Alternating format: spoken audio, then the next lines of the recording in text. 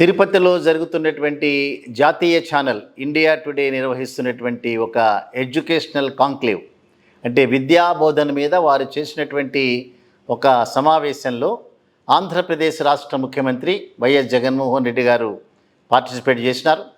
వారు పాల్గొనటమే కాకుండా వారికి సంబంధించినటువంటి ముఖ్య యాంకర్ ఎవరైతే రాజ్దీప్ సర్దేశాయ్ అని ప్రముఖమైనటువంటి యాంకర్ ఎవరైతే ఉన్నారో వారు అడిగినటువంటి అనేక ప్రశ్నలకు జగన్మోహన్ రెడ్డి గారు చాలా హుందాగా చాలా మెచ్యూర్డ్గా సమాధానాలు చెప్పటం అనేటటువంటిది అందరూ మెచ్చుకునేటటువంటి అంశమే కాకుండా ప్రత్యేకంగా రాజ్దీప్ సర్దేశాయ్ గారు కూడా మెచ్చుకునేటువంటి అంశంగా అక్కడ ఉన్నటువంటి అటెండ్ అయినటువంటి వ్యక్తులే కాకుండా చూసినటువంటి చాలామంది భావించటం అనేటటువంటిది జరిగింది. వివరాల్లో కనుక మనం వెళ్తే ఈ కాంక్లేవ్లో పార్టిసిపేట్ చేసినటువంటి ఆంధ్రప్రదేశ్ రాష్ట్ర ముఖ్యమంత్రిని ముఖ్యంగా రాజ్దీప్ సర్దేశాయ్ గారు కాంగ్రెస్కు సంబంధించినటువంటి రాజకీయాలు, అదే రకంగా చంద్రబాబు నాయుడుకు సంబంధించినటువంటి అరెస్టు వ్యవహారం, అదే రకంగా తన చెల్లెలు షర్మిలని వారు మాట్లాడుతున్నటువంటి మాట తీరు కానీ లేదా వారు చేసేటటువంటి రాజకీయాలను ఏ రకంగా చూస్తారు అనేటటువంటి మాట, దానితో పాటుగా రాబోయేటటువంటి ఎన్నికల్లో మీ యొక్క ప్రాస్పెక్ట్స్ ఏ రకంగా ఉన్నాయి, గెలిచేటటువంటి అవకాశాలు ఏ రకంగా ఉన్నాయి అనేటటువంటి వాటి మీద వారు సమాధానాలు చెప్పారు. అన్నిటికంటే మించి మీరు ఆంధ్రప్రదేశ్లో చేస్తున్నటువంటి విద్యా బోధన, అదే రకంగా విద్య మీద మీరు పెడుతున్నటువంటి ఒక ప్రత్యేకమైనటువంటి ఆసక్తి కానీ ప్రత్యేకమైనటువంటి ఇంట్రెస్ట్ కానీ ఇవన్నీ చాలా అద్భుతమైనటువంటి ఫలితాలు ఇస్తున్నటువంటి సందర్భంలో ఏ రకంగా మీరు ఫ్యూచర్లో వాటి మీద ఇంకా ఇంప్రూవ్ చేయాలనుకుంటున్నారనేటటువంటి అనేక ప్రశ్నలకు సంబంధించినటువంటి సమాధానాలు జగన్మోహన్ రెడ్డికి ఇచ్చారు. ముందుగా మనం చూస్తే వారు మాట్లాడినటువంటి ఫస్ట్ ఒక మాటలో కాంగ్రెస్కు సంబంధించినటువంటి రాజకీయాలు దాని గురించి మాట్లాడుతూ కాంగ్రెస్ మీ చెల్లెల్ని రాష్ట్ర అధ్యక్షురాలుగా నియమించటంలో మీరు ఏ రకంగా దాన్ని చూస్తున్నారు, చెల్లెలతో ఎప్పుడైనా ఇటువంటి విభేదాలు వస్తాయని కానీ లేదా చెల్లెలకు మీకు రాజకీయపరమైనటువంటి అంతర్గత విభేదాలు తీవ్రంగా ఉంటాయని మీరు ఎప్పుడైనా ఎక్స్పెక్ట్ చేసినారా అనేటటువంటి మాట అడిగినప్పుడు జగన్మోహన్ రెడ్డి గారు దానికి సమాధానం చెప్తూ కాంగ్రెస్కు సంబంధించిన రాజకీయాలు ఎప్పుడూ కూడా విభజించు పాలించు అనేటటువంటి వాటి మీదనే వాళ్ళ యొక్క రాజకీయాలు ఉంటాయి. ఆ రాజకీయాలు అప్పుడు ఉండేవి, ఇప్పుడు కూడా అదే రకమైన రాజకీయాలు ఉంటాయని చాలా స్పష్టంగా చెప్పారు. దానితో పాటుగా రాష్ట్రాన్ని చాలా అన్యాయంగా విభజించినటువంటి పార్టీగా కాంగ్రెస్ పార్టీ చరిత్రలో ఉంది. అందుకనే ఆంధ్రప్రదేశ్లో ఎప్పటికీ కూడా కాంగ్రెస్ పార్టీని ప్రజలు నమ్మరు. కాంగ్రెస్ పార్టీ తిరిగి వారి పూర్వ వైభవాన్ని సంతరించుకోవటం అనేటటువంటిది కలలో కూడా జరగనటువంటి పని అని చాలా సుస్పష్టంగా చెప్పారు. దానితో పాటుగా ఎప్పుడైతే తను కాంగ్రెస్ని విభేదించి బయటకు వచ్చానో మా చిన్నాన్న వివేకానంద రెడ్డి గారిని నాకు వ్యతిరేకంగా నిలబెట్టడమే కాకుండా నా పార్టీకి వ్యతిరేకంగా అనేక కార్యక్రమాలు వారి చేత చేయించారు.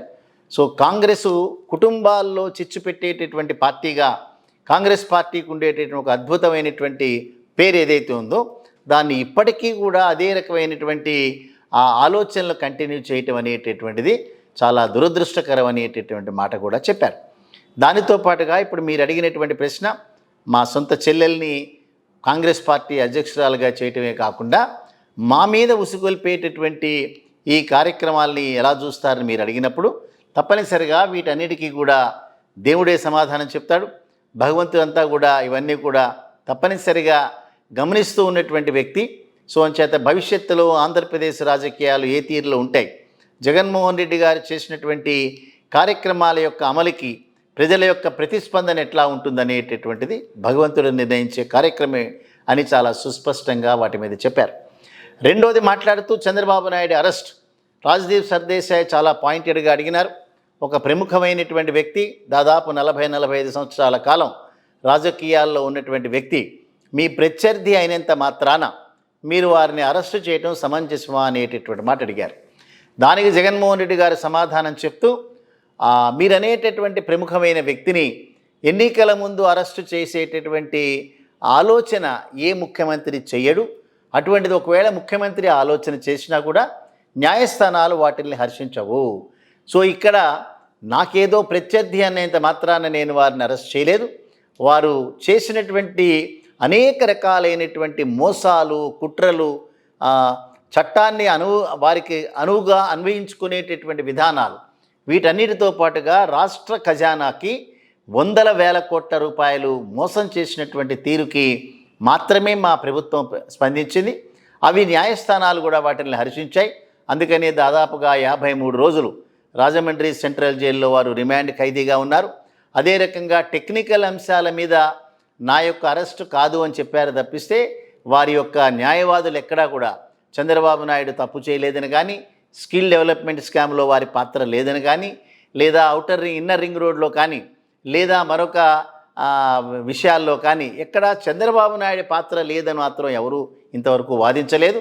కేవలం టెక్నికల్ అంశాల మీద మాత్రమే వారు వాదిస్తున్నారు. ఇవి న్యాయస్థానాలన్నీ కూడా గమనించినాయనేటటువంటి సమాధానాన్ని చాలా స్పష్టంగా చెప్పేస్తున్నారు. దానితో పాటుగా విద్యకు సంబంధించినటువంటి ఆ విద్యాబోధన అది ఏ రకంగా సాధ్యమైంది అనేటటువంటి దాని మీద చాలామంది అమాయకులు, పేదలు, ఏమాత్రం చదువుకు నోచుకోనేటువంటి వ్యక్తులు లక్షల కోట్ల సంఖ్యలో ఉన్నటువంటి ఆంధ్రప్రదేశ్లో 2019వ సంవత్సరంలో ఎప్పుడైతే నేను అధికారం చేపట్టినానో అప్పుడే నేను అనుకున్నాను వీళ్ళ బతుకుల్ని కనుక మార్చాలి అని అంటే బడుల్లో ఇంగ్లీష్ మీడియం విద్యాలలో విద్యాబోధన చేయాలి అనేటటువంటిది ఆనాడే నిర్ణయించుకున్నాను. నా నిర్ణయం ప్రకారం ప్రభుత్వ పాఠశాలల్లో ఇంగ్లీష్లో బోధన చేసేటటువంటి వాటి ద్వారా మాత్రమే వీళ్ళందరి యొక్క బతుకులన్నీ కూడా మారతాయని చెప్పి నేను అనుకుని దాన్ని ఇంప్లిమెంట్ చేశాను.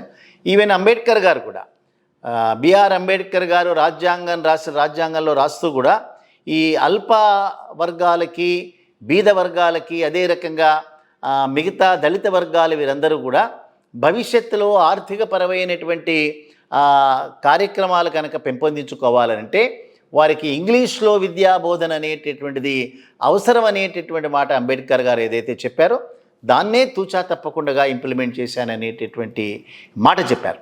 దానితో పాటుగా రాజ్దీప్ సర్దేశాయ్ గారు అడిగినటువంటి మరొక ప్రశ్నలో రాబోయే ఎన్నికల్లో మీరు గెలుస్తారు అనేటటువంటిది మీకు ఏ రకంగా కాన్ఫిడెన్స్ వచ్చింది అనేటటువంటి మాట మాట్లాడినారు. దానికి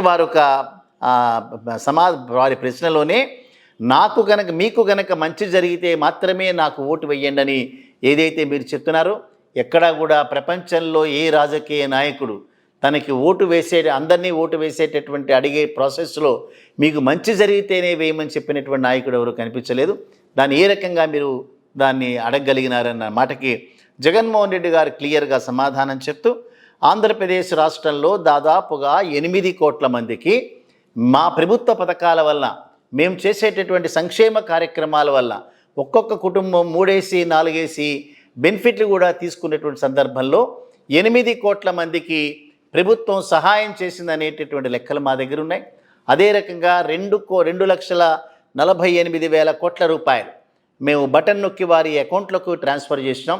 ఎక్కడా కూడా పార్టీని కానీ, వ్యక్తులు కానీ, వారి యొక్క వర్గాన్ని కానీ, వారి యొక్క కులాన్ని కానీ, మతాన్ని కానీ, ప్రాంతాన్ని కానీ, ఎక్కడా పార్టీని కానీ ఎక్కడా చూడకుండా వారి యొక్క ఖాతాల్లోకి అర్హులైన ప్రతి ఒక్క వ్యక్తికి కూడా 2,48,000 కోట్ల రూపాయలు ఏమాత్రం అవినీతికి ఆస్కారం లేకుండా వారి ఖాతాల్లోకి పంపించినటువంటి మొట్టమొదటి ప్రభుత్వం భారతదేశంలో మాదే.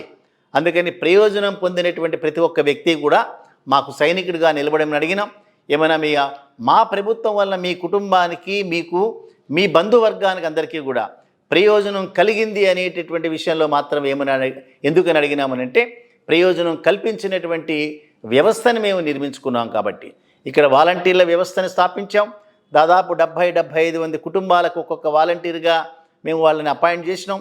ప్రతి వారు కూడా అర్హులైనటువంటి ప్రతి వారిని గుర్తించటం, ప్రభుత్వం యొక్క కార్యక్రమాలన్నీ కూడా అర్హులైనటువంటి వ్యక్తులకి ఇళ్ళ దగ్గరికే వాడిని వెళ్ళి ఇవ్వటం, పెన్షన్ అనేటటువంటి వాడిని మొట్టమొదటి తేదీన ఇంటి దగ్గరే చెల్లింపులు చేయటం, ఇవన్నీ కూడా మేము చేశాం. కాబట్టి ఈ రాష్ట్రంలో ఎవరికైనా ఓటు అడిగే హక్కు ఉంది అని అంటే అది నా నాయకత్వంలో ఉండేటటువంటి వైసీపీ పార్టీకి తప్ప చంద్రబాబు నాయుడు కానీ మరొకరికి కానీ అటువంటి హక్కు, అధికారం లేదు అనేటటువంటిది చాలా సుస్పష్టంగా చెప్పారు.